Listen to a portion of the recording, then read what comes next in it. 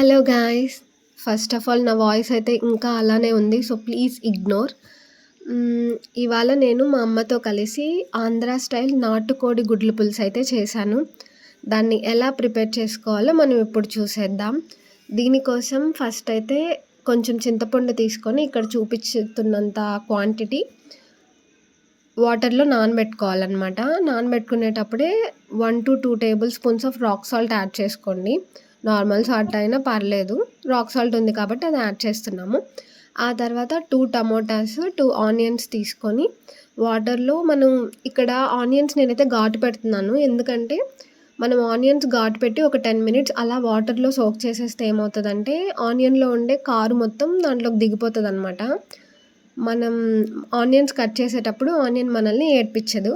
So, ఇదొక చిన్న tip అనమాట. మీకు తెలియకపోతే యూజ్ చేసుకోవచ్చు. తెలిస్తే మాకు తెలుసులే అని అనుకోవచ్చు. సో, ఆ తర్వాత ఆనియన్స్‌ని, టమోటాస్‌ని ఇలా సన్నగా కట్ చేసి పెట్టుకోవాలి. కట్ చేసేసుకున్న తర్వాత నాటుకోడి గుడ్లు తీసుకొని బాయిల్ చేసి పక్కన పెట్టుకోవాలి. నెక్స్ట్ స్టవ్ ఆన్ చేసేసి బాండ్లీ పెట్టుకొని ఇందులో 2-3 table spoons of oil add చేసుకోవాలి.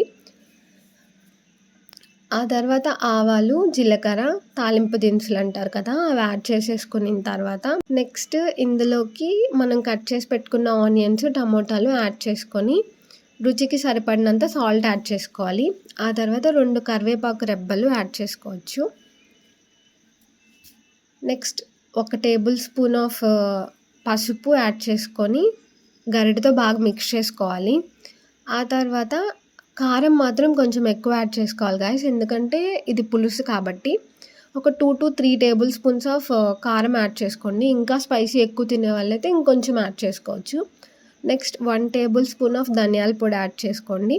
ఇవంతా బాగా గరిటెతో మిక్స్ చేసేసుకున్న తర్వాత మనం ఇందాక నానబెట్టుకున్నాం కదా చింతపండు, దాన్ని కొంచెం బాగా మ్యాష్ చేసి పిసికి అందులోని వాటర్ అంతా చింతపండు రసంగా మారేటట్టు చేసుకొని దాన్ని మనం ఇక్కడ యాడ్ చేసుకోవాలన్నమాట కర్రీలోకి.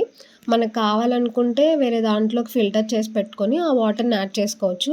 లేదంటే ఇలా డైరెక్ట్‌గా చెయ్యి ఇలా అడ్డు పెట్టేసి చింతపండు పడకుండా ఓన్లీ వాటర్ మాత్రమే కర్రీలోకి వచ్చేటట్టు యాడ్ చేసుకోవచ్చు. సో, యాడ్ చేసేసుకున్న తర్వాత ఇక్కడ మనకు కనిపిస్తుంది కదా! ఇది పచ్చి పులుసు అవుతుందనమాట. ఈ పచ్చి పులుసుని మనం బాయిల్ చేసుకుంటే మన కర్రీ పులుసులా మారుతది. సో, ఈ పచ్చి పులుసులోకి మనం ఆల్రెడీ ఉడకపెట్టుకున్న నాటుకోడి గుడ్లు ఉంటాయి కదా!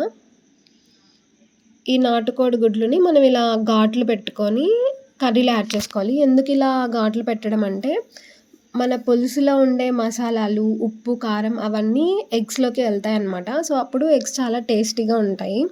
అందుకోసం ఇలా పెట్టుకోవాలి. నెక్స్ట్ ఇవన్నీ అలా చేసేసుకున్న తర్వాత కర్రీలోకి యాడ్ చేసేసుకొని ఒక 20 మినిట్స్ అయితే స్టవ్ ఆన్ చేసి పెట్టుకోవాలి. 20 మినిట్స్ తర్వాత మనకి ఇలా కర్రీ ఈ కలర్‌లోకి వచ్చేస్తుంది. చూడగానే ఎర్రగా కనిపిస్తుంది కదా! సో, అది అంత స్పైసీగా ఉంటదనమాట. పులుసు కాబట్టి. సో, ఇలా వేడి వేడిగా టేస్టీగా యమ్మీగా ఉండే ఆంధ్ర స్టైల్ నాటుకోడి గుడ్ల పులుసు అయితే మనకి రెడీ అయిపోయింది గాయ్స్. మీరు కూడా ట్రై చేసి ఎలా ఉందో చెప్పండి. ఇంకేముంది గాయ్స్, వేడి వేడి అన్నం వేసుకొని మంచిగా గుడ్లేసుకొని తినేయొచ్చు. అంతే గాయ్స్, ఇవాళ ఇది చేశాను. మా వీడియో కానీ మీకు నచ్చినట్లయితే please don't forget to like, share and subscribe to my channel. Thank you for watching guys. Bye bye.